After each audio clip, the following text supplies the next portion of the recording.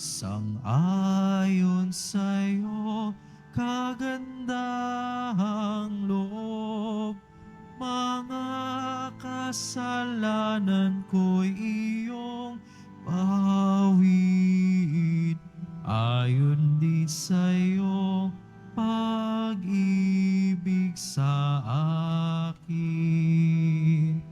Linisin mo sana ang aking karuman at patawarin mo ang aking kasalanan.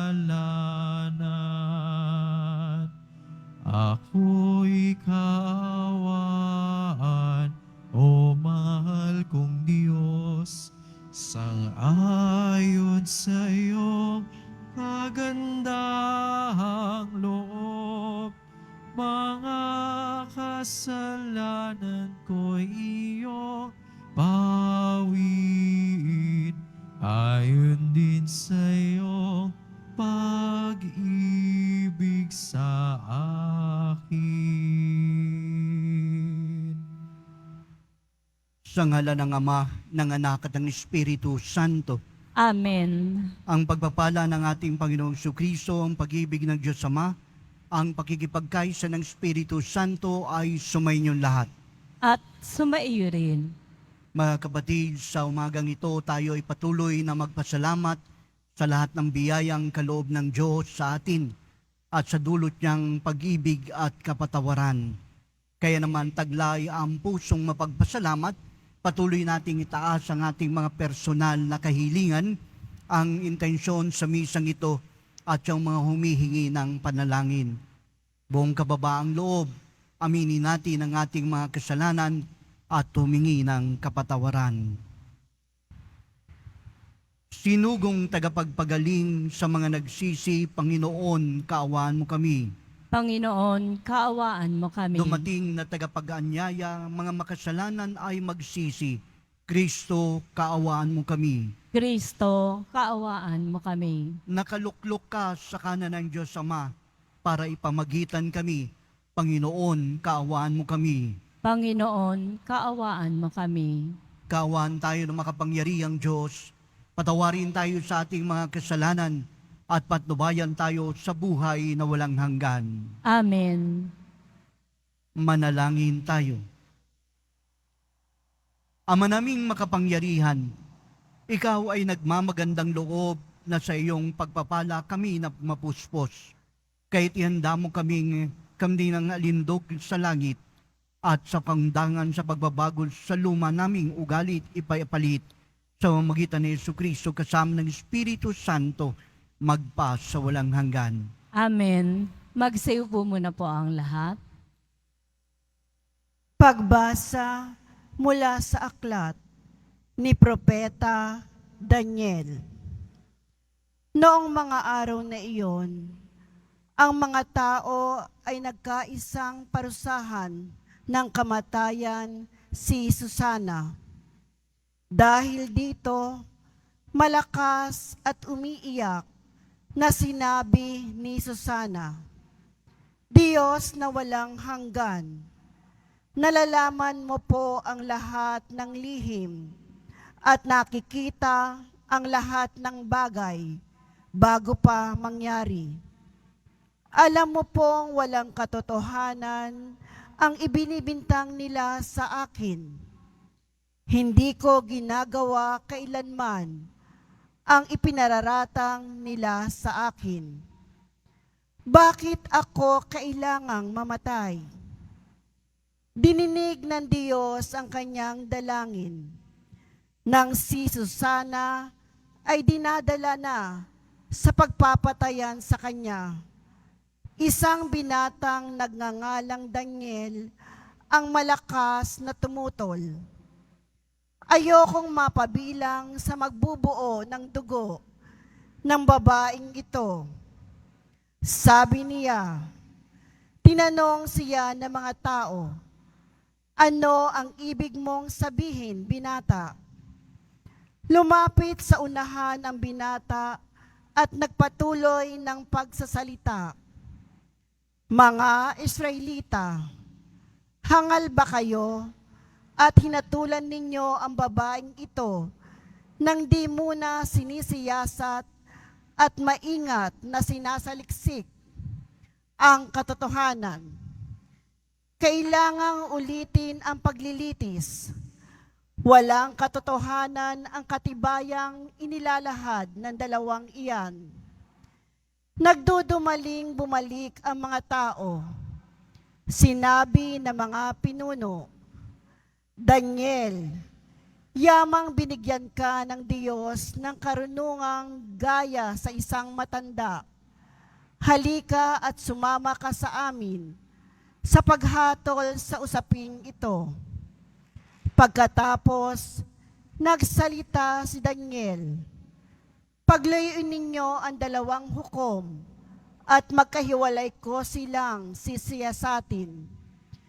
Nang magpaglayo na sila, tinawag ni Daniel ang isa at sinabi, Matandang walang pinagkatandaan, inilalantad ka na ng maraming kasalanang ginawa mo. Hindi makatarungan ang mga hatol na iginagawad mo.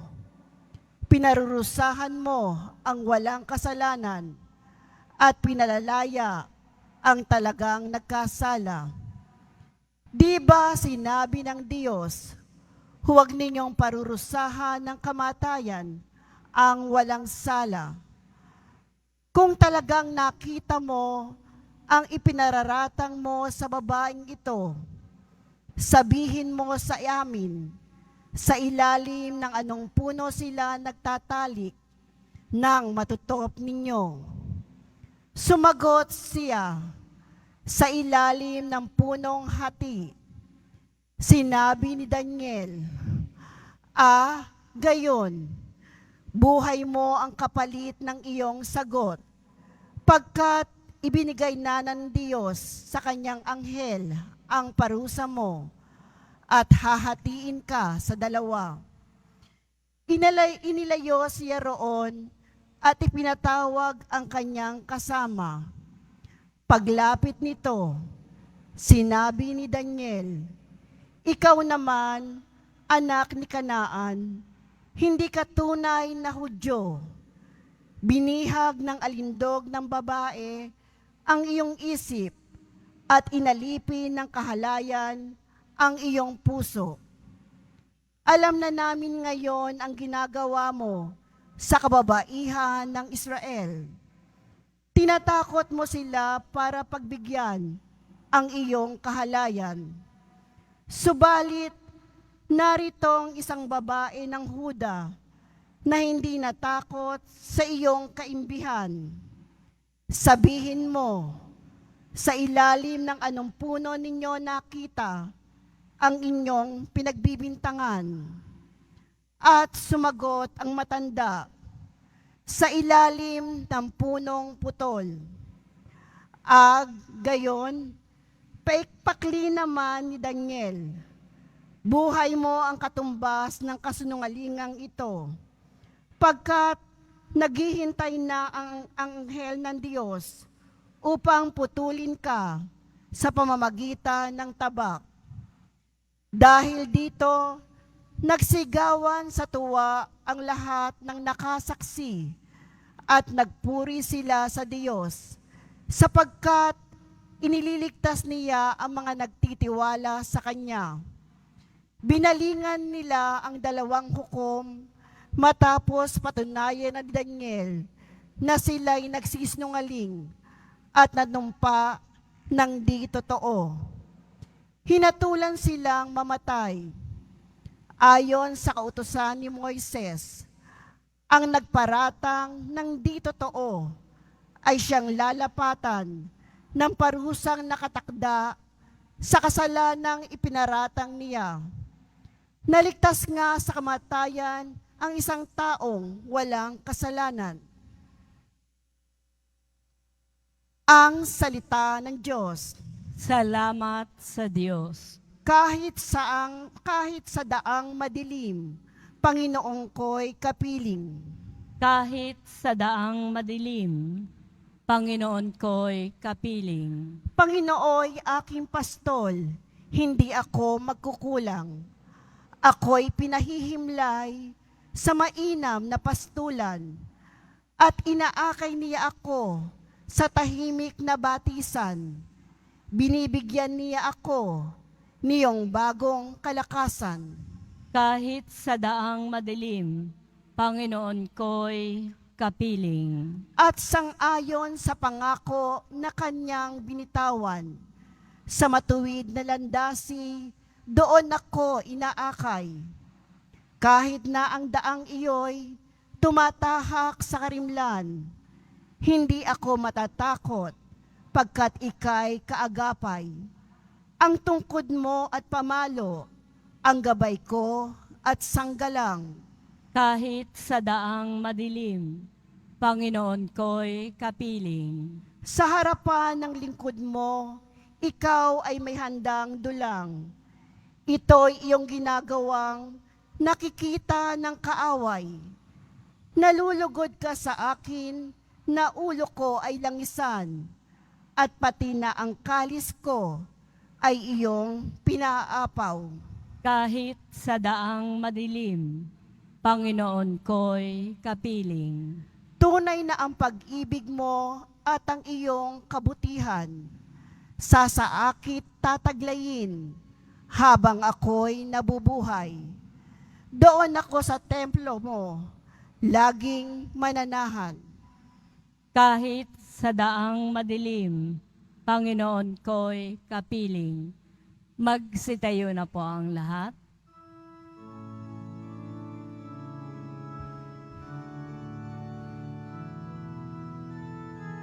Nagpupuri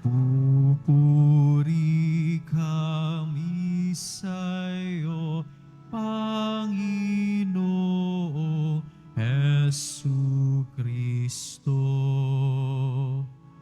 Nagpupuri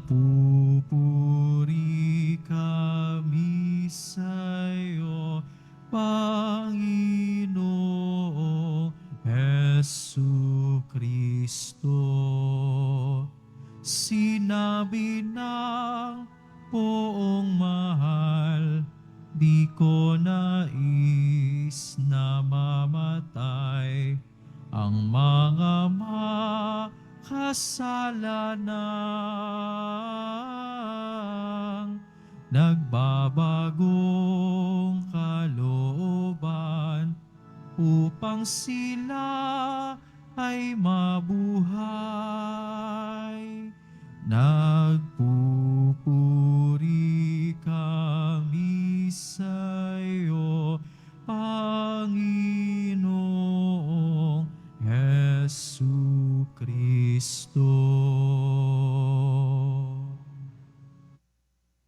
Sumainyo ang Panginoon. At sumaiyo rin. Ang mabuting balita ng Panginoon ayon kay San Juan. Papuri sa iyo, Panginoon. Nung panahon yun, si Jesus ay pumunta sa bundok ng mga Olibo. Kinaumagahay nagbalik siya sa templo.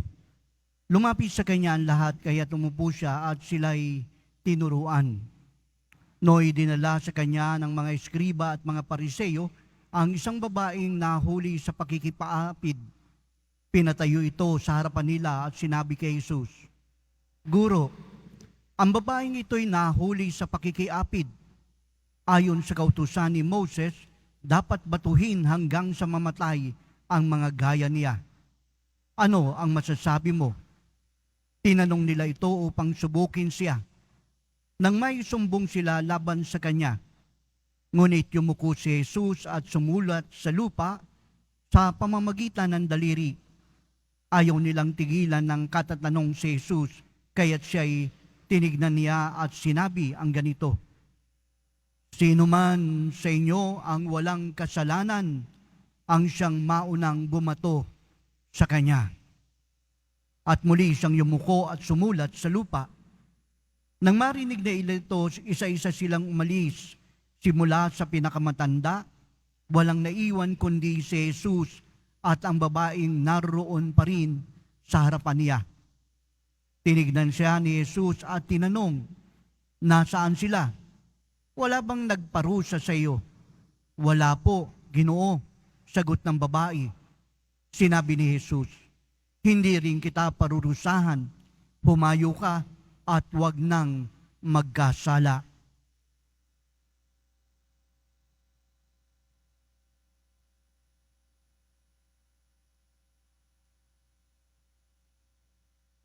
Ang mabuting balita ng Panginoon. Pinupuri ka namin, Panginoong Heso Kristo. Magsiyo po muna po ang lahat. Magandang umaga po sa inyong lahat, mga kapatid. Ang ating pong ebanghelyo ay isa po sa pinakamagandang gawa ng pag-ibig ni Jesus. Bakit po? Kasi wala pong judgment, walang paghuhusga, kundi ang pagtanggap sa isang taong nagkasala. Kahit naman po sa mga psychologists, ang sinasabi po sa atin ay ito, huwag kang maghusga dahil ang taong hindi mo hinuhusgahan ay makaka-recover sa kanyang pagkakamali. Ngunit ang taong iyong hinusgahan at sinabihan ng hindi maganda, ang mangyayari sa kanya, malamang ipaglalaban niya ang kanyang kamalian. Mga kapatid, kapag tinignan po natin ang Ebanghelyo, ilang bagay po ang sinasabi po sa atin. Una, ang babae pong ito ay tunay na makasalanan, kaya naman dapat siyang batuhin. Pero hindi po ito ang intensyon ng mga Pariseo at mga Eskriba, kundi upang ipakita ang kanilang sariling kabanalan, sariling righteousness. Kaya minamagnify po nila ang kasalanan ng taong ito upang ang kanila pong kabanalan ay maangat at mas makita.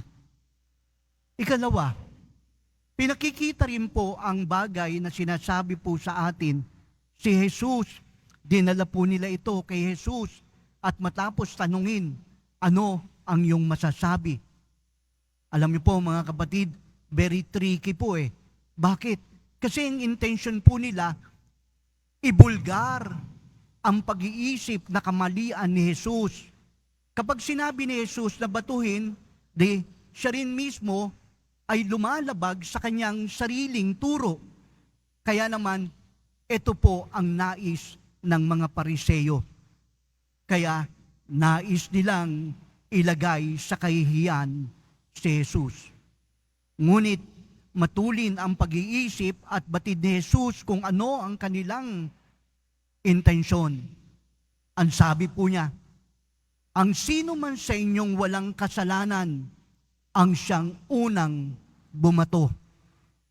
Kaya unti-unti po nag-alisan ang mga Pariseo at Skriba dahil batid nila na ang mga ito ay makasalanan. Ikatlo, pinakikita rin po rito yung tinatawag po nating ang kasalanan ng babaeng ito ay namamagnify. Ang tanong po rito, it takes two to tango. Ibig sabihin, merong lalaking kapartner to. Di ang kahulugan, yung lalaking nag-flirt lagi sa ibang babae, ay nakakarami ng mga babaeng nagkakasala at marami ring babae ang nalalagay sa kamatayan at kahihiyan dahil na rin sa kasalanan ng mga kalalakihan. Ito po'y isang injustice na nais na makita ng Ebanghelyo. Ang lagay, ang babae lang ang nagkasala. Paano na ang lalaki na naging sanhi ng pagkakasala? Alam niyo po mga kapatid, when we talk about kasalanan, mas madalas ito po yung nakikita natin eh.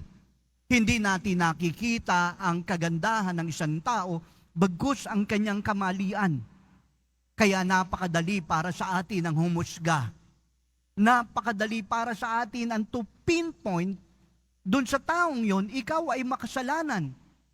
Pero sandali lang po, batid po ba natin na every time you judge that person, hinuhusgahan mo rin ang iyong sarili? Bakit? Ikaw man din ay may kasalanan. Kung ganon, makikita mo po na ang kasalanan ng iyong kapwa ay salamin lang ng iyong napakaraming kasalanan. Nangangahulugan, kung tinatanggap mo na ikaw ay makasalanan, titignan mo rin po ang iyong kapwa na makasalanan at iyo pong ituturing na sana mabigyan din ng pag-asa. Bakit? Kasi ikaw makasalanan eh. Kaya sinasabi po ng Ebanghelyo sa atin, if you do not have the intention to help that person, wag mo nang sabihin sa kanya kung ano ang kasalanan mo. Bakit? Kasi kadalasan ang intention po natin, ang ilubog, ang idiin, ang taong nagkasala kaysa sa tulungan siya. Kung ito lamang po ang iyong intensyon, huwag mo na siyang i-correct. Kung ang intention mo lamang ay idain at ilubog pa siya sa kanyang pagkakasala, tigilan mo na ang pagtatama mo dahil hindi ka nakakatulong. Bagkus ang Ebanghelyo pong ito ay nag-aanyaya po sa atin. You have been forgiven. Pinatawad ka na ng Diyos eh. Bakit hindi ka makapagpatawad? Bakit pinagraramot mo pa rin ang pagpapatawad sa kapwa mo, gayong tinanggap mo ang pagpapatawad ng Diyos sa iyo? Ngayong Kwaresma, itinuturo po tayo sa mga sakripisyo at pag-ibig ng Diyos sa atin. At ngayon ding Kwaresma, pinakikita po sa atin na ang sakripisyo ng Diyos, ang pag-ibig ng Diyos, ay bunga ng kanyang pagmamahal sa atin. Kung kaya naman kahit ano pa ang iyong naging kasalanan, pinatatawad ka ng Diyos. Hindi po ba isang napakagandang pagkakataon para i-celebrate po natin na tayo ay pinatawad? At kapag tayo po'y nagdiriwang ng pagpapatawad, ang hinihingi po nito ay isang bagay. Magpatawad ka rin dahil sa ikaw ay pinatawad. Isang napakagandang ebanghelyo ang itinuturo sa atin. Alam ko po, sa oras na ito, nasa inyong isip, nasa inyong puso, ang mga taong nakasakit sa inyo, ang mga taong makasalanan. Tulad ni Jesus, kaya niyo po bang magpatawad? Amen. Magsitayo na po ang lahat.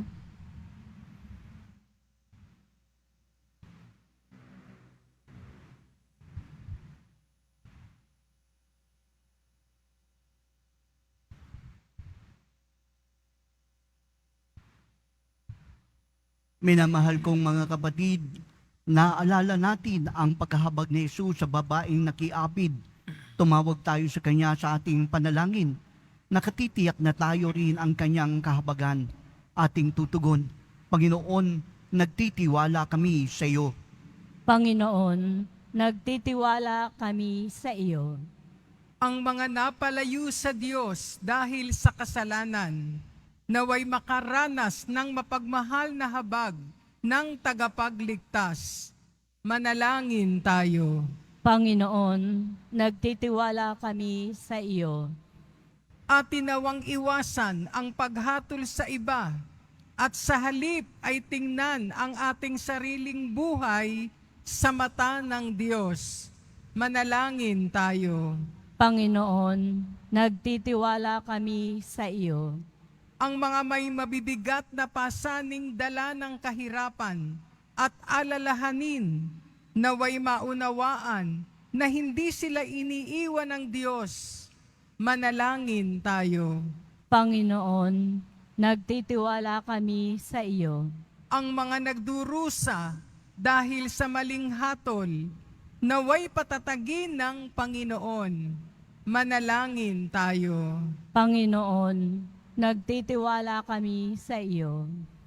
Ama naming nasa langit, tulungan mo kaming maging mapagpatawad sa mga taong hindi maganda ang pakikitungo sa amin. Idinadalangin namin ito sa magitan ni Kristo na aming Panginoon. Amen. Magsiupo muna po ang lahat.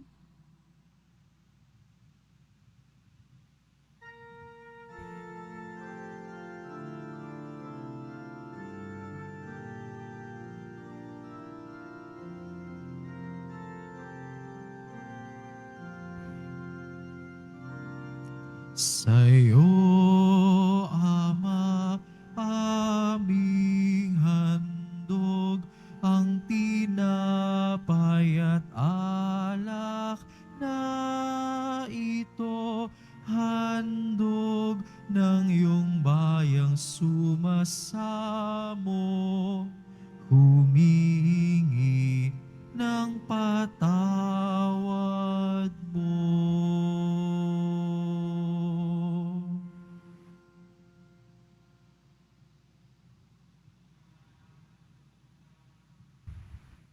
Magsitayo na po ang lahat. Mga kapatid, manalangin kayo upang ating paghahain ay maging kalugod-lugod sa Diyos amang makapangyarihan sa lahat. Tanggapin nawa ng Panginoon itong paghahain sa iyong mga kamay, sa kapurihan niya at karangalan, sa ating kapakinabangan at sa buong sambayanan niyang banal. Ama namin lumikha, kaming naganap sa banal na paghahain ng buong galak nawang makaharap ng may kasiyahang angkin upang ang bunga ng pagtitiis at may pamalas namin sa magitan ni Jesucristo kasama ng Espiritu Santo magpa sa walang hanggan. Amen. Sumainyo ang Panginoon. At sumaiyo rin. Taas sa Diyos ang inyong puso't isipan. Itinaas na namin sa Panginoon. Pasalamatan natin ang Panginoong ating Diyos. Marapat na siya ay pasalamatan. Ama naming makapangyarihan, tunay ngang marapat na ikaw ay aming pasalamatan sa pamamagitan ni Jesucristo aming Panginoon. Sa pagpapakasakit ng giliw mong anak, sang kataway minarapat mong magpahayag ng iyong dakilang pag-ibig sa lahat. Napawang nais mong tubusin ng Mesiyas sa harap ng iyong kadakilaan, kapos ang dila naming magsaysay sa pag-ibig na makapangyarihan sa krus na itinatanghal. Sa krus pinasyang patatawarin ang mga tao. Sa krus nagtagumpay ang ipinakong Kristo. Kaysa ng mga anghel nagsisiawit ng papuri sa iyo nang walang humpay sa kalangitan, kami nagbubunyi sa iyong kadakilaan. Santo, Santo, Santo, Panginoong Diyos ng mga hukbo, napupuno ang langit at lupa ng kadakilaan mo. O sana sa kaitaasan, pinagpala ang naparirito sa ngalan ng Panginoon. O sana sa kaitaasan, magsiluhod po ang lahat. Ama naming banal, ikaw ang bukalan tanang kabanalan, kay sa mamagitan ng iyong Espiritu, gawin mong banal ang mga kaloob na ito upang para sa amin, maging katawan at dugo ng aming Panginoong Jesucristo. Bago siya pinagtiisang kusan loob na maging handog, kinuha niya ang tinapay, nagpasalamat sa iyo, pinaghati-hati yun, niabot sa kanyang mga alagad at sinabi, tanggapin yung lahat ito at kanin. Ito ang aking katawan na ihahandog para sa inyo.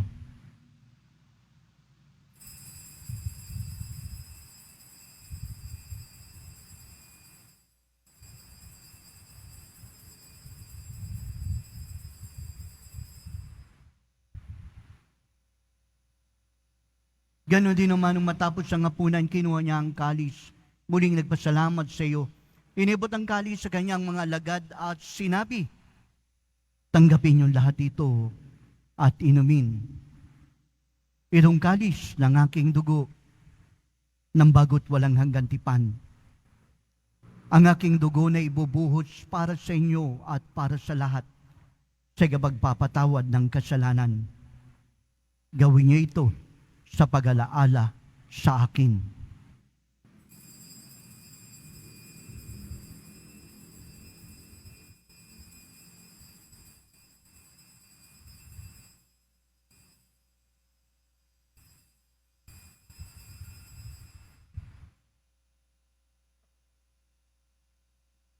Magsitayo na po ang Ipagbunyiin lahat. natin ang misteryo ng pananampalataya.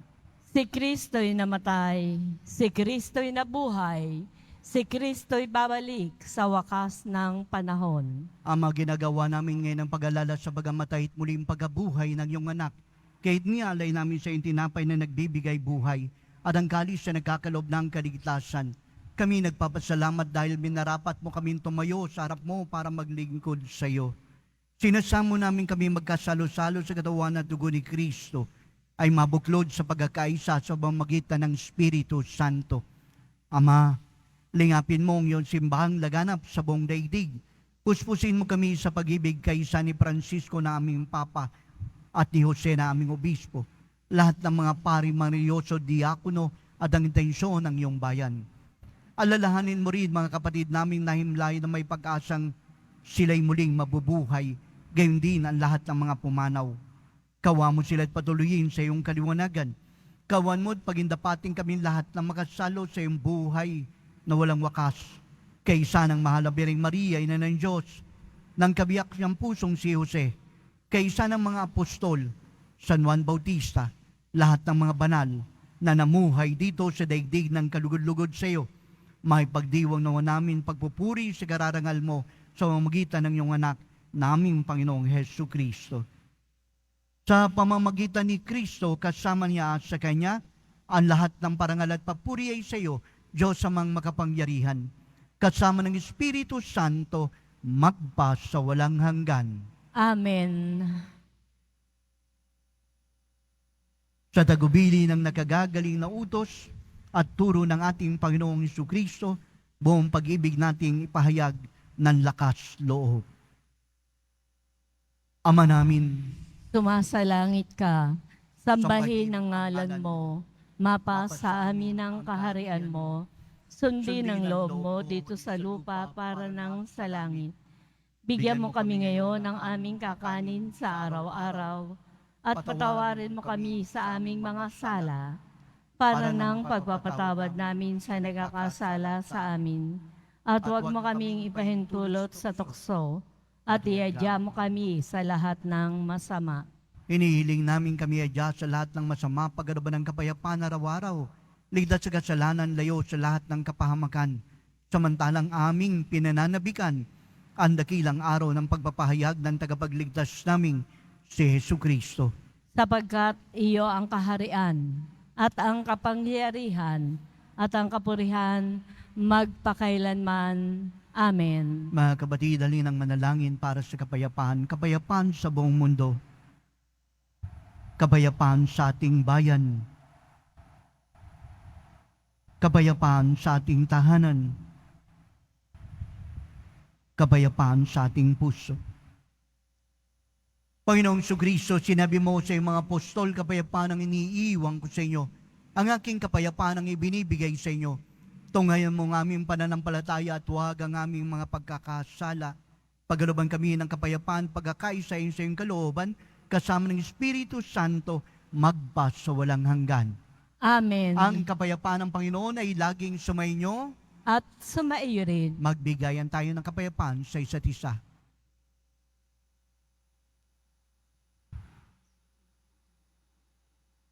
Kordero ng Kordero Diyos, ng Diyos na nag-aalis ng mga kasalanan ng sanlibutan, maawa ka sa amin.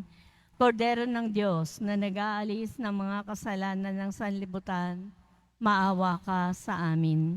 Kordero ng Diyos na nag-aalis ng mga kasalanan ng sanlibutan, ipagkaloob mo sa amin ang kapayapaan. Magsilod po ang lahat. ito ang kordero ng Diyos, ito siyang nag-aalis ng mga kasalanan ng sanlibutan. Mapapalad ang sa kanya'y patuloy na tumatanggap. Panginoon, hindi ako karapat-dapat na magpatuloy sa iyo. Ngunit sa isang salita mo lamang ay gagaling na ako.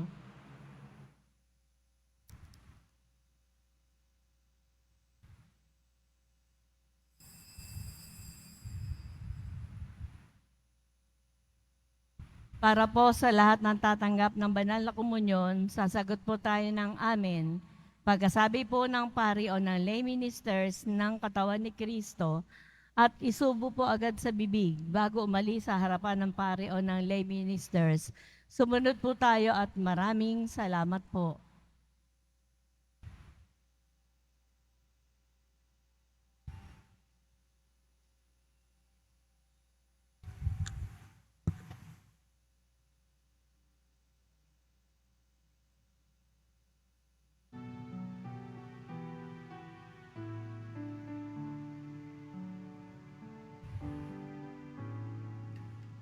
Panginoon, narito kang gumagabay sa akin.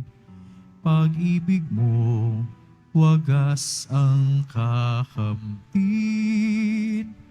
Walang makakapantay sa awa mong taglay. O Panginoon, buhay ko'y iaalay.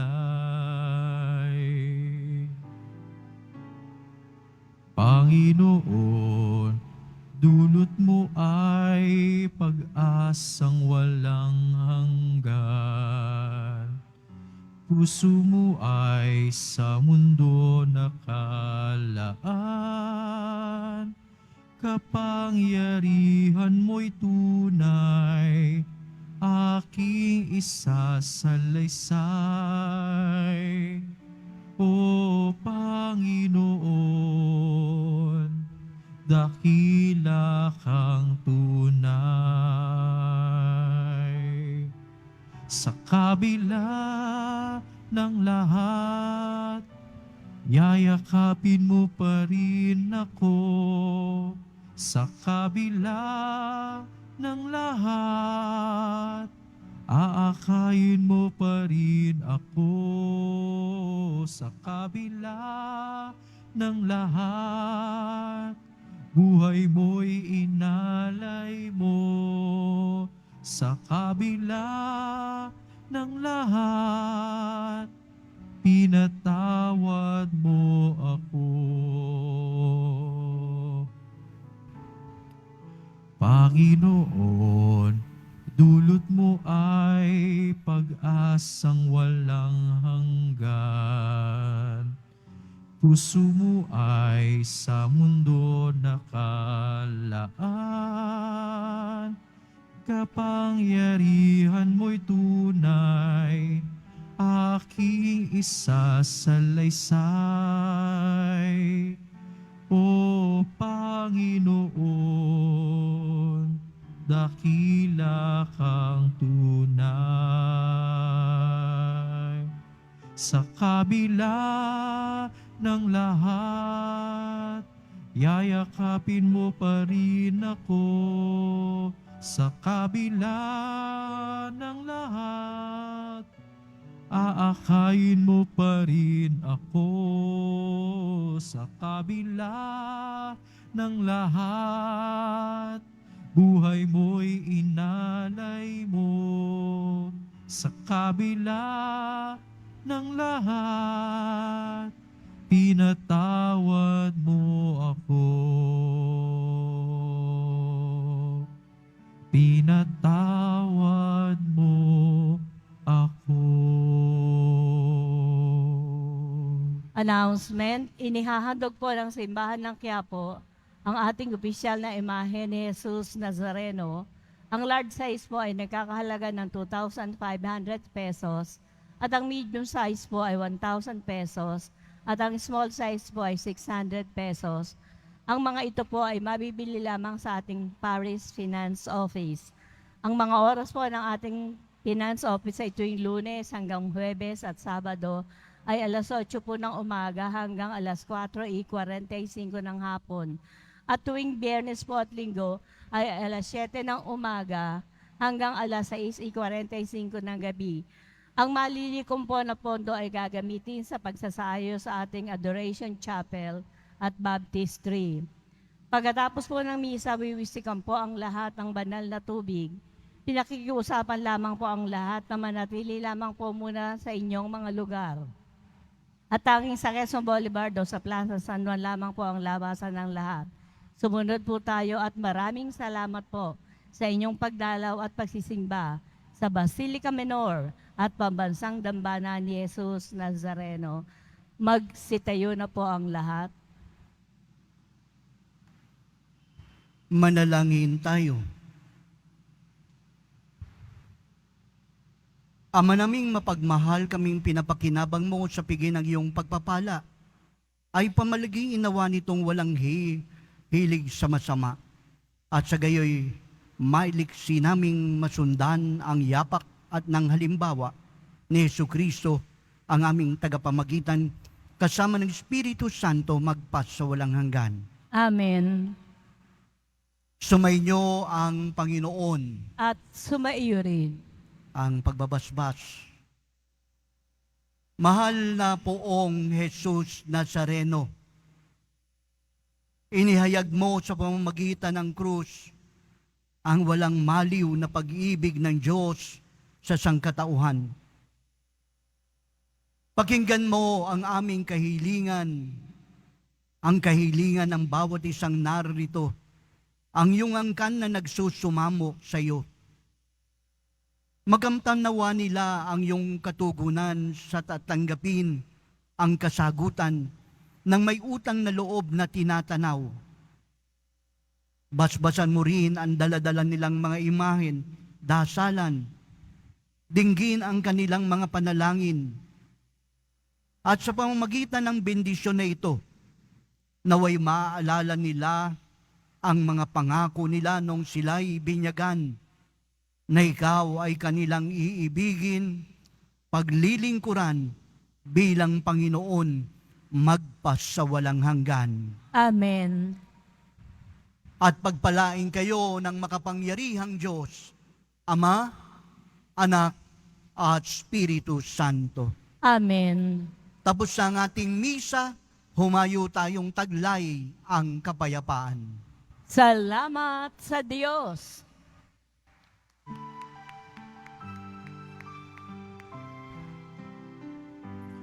Nuestro Padre Jesús Nazareno, sinasamba ka namin,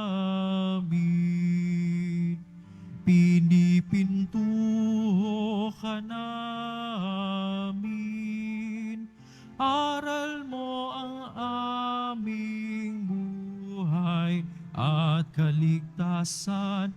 Nuestro Padre Jesús Nazareno, iligtas mo kami sa kasalanan.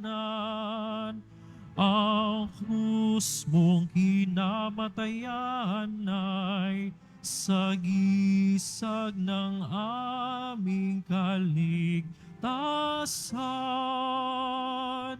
Nuestro Padre Jesús Nazareno, dinarangal ka namin.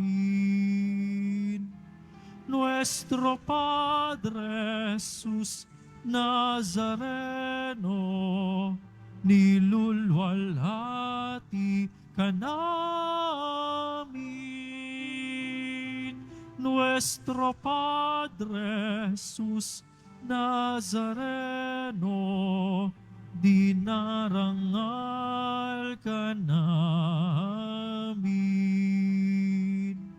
Nuestro Padre Jesús Nazareno, nilulwalhati ka namin.